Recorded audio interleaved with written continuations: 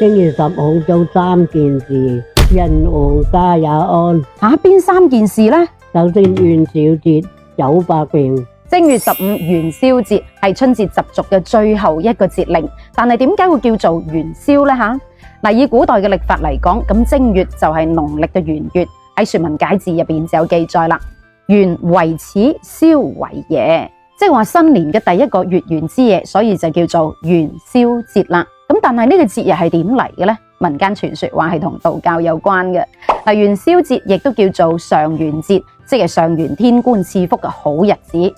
喺道教入邊有3個令人信奉嘅神，分別係天官、地官，仲有水官。咁古人認為天官係嚟賜福嘅，地官係專門用嚟赦免一啲人間罪惡，咁水官就係幫助老百姓去擺脫一啲厄運嘅。而呢3位神仙都各自有自己嘅生日嘅，分別係正月、7月，仲有10月嘅15號啦。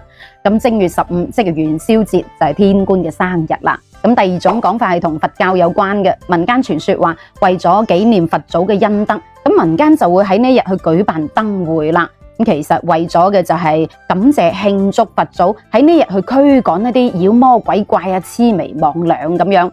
其實民間元宵節燈會就係佛教入邊嘅燈法節。咁據講呢一個係起源於當時佛教剛傳入到我國嘅時候，漢明帝係好信奉嘅，仲話要親自去到寺廟嗰度點燈禮佛。咁自此之後，元宵節點燈就成為咗一個傳統啦。咁仲有一種講法話，元宵節其實就係為咗紀念平呂。咁平呂其實就係平定呂後武氏一族嘅叛亂。話說漢高祖劉邦死咗之後，咁呂後個仔劉盈登基為漢惠帝。咁漢惠帝之後駕崩，呂後就開始獨攬朝政，將劉氏天下變成咗呂氏天下啦。但係後嚟呂後去世之後，咁呂氏族人就驚劉氏報復，於是就聚集起身，想剝奪晒劉氏嘅所有權利。不過後嚟劉氏宗族嘅人知道咗之後，就聯合起身去平定呢個呂氏叛亂啦。仲推薦漢文帝劉恒登基。咁劉恒為咗感恩祖先嘅恩德，就將平定叛亂嗰日，即係正月15，定為係與民同樂嘅日子，同老百姓一齊慶祝。咁元宵節就係咁嚟噶啦。不過其實元宵節嘅源頭仲要早啲。據講喺商代成湯在位期間，曾經出現過一次好長時間嘅乾旱，咁就連地上嘅莊稼幾乎枯萎，老百姓連水都冇得飲啊！咁作為君王嘅成湯好心痛老百姓，但係自己又冇法子，於是佢就諗咗個法子，命人架起咗個柴草，自己瞓喺柴草堆入邊，諗住自焚祭天去為民求雨。不過冇諗到佢嘅舉動真係感動到上天。正當準備佢自焚點火嗰一刻，天空忽然之間落起咗大雨，仲要落足3日3夜。當時嘅老百姓真係當佢神咁拜啊！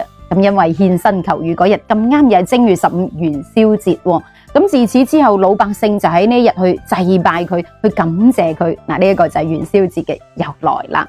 但係喺呢個咁重要嘅日子，有3件事係一定要做嘅。第一件就係走橋百病，亦都叫做走百病。呢個風俗其實喺元代就已經有噶啦。喺元宵節嗰晚，一班婦女就要約埋一齊出遊，結伴同行，行到半夜，見橋就必過，認為咁樣就可以走百病，去病延年咁話。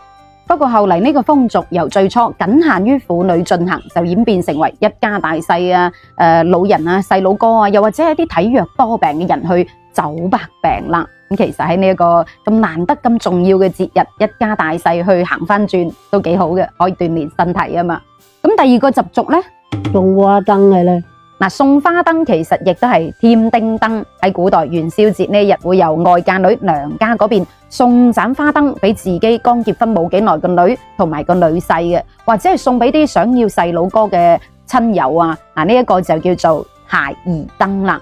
因為燈同丁嘅諧音係相近嘅，送燈即係寓意添丁咁解，象徵祝福對方吉星高照，早得麟兒啊。咁第3個習俗呢，日湯圓，團團圓圓。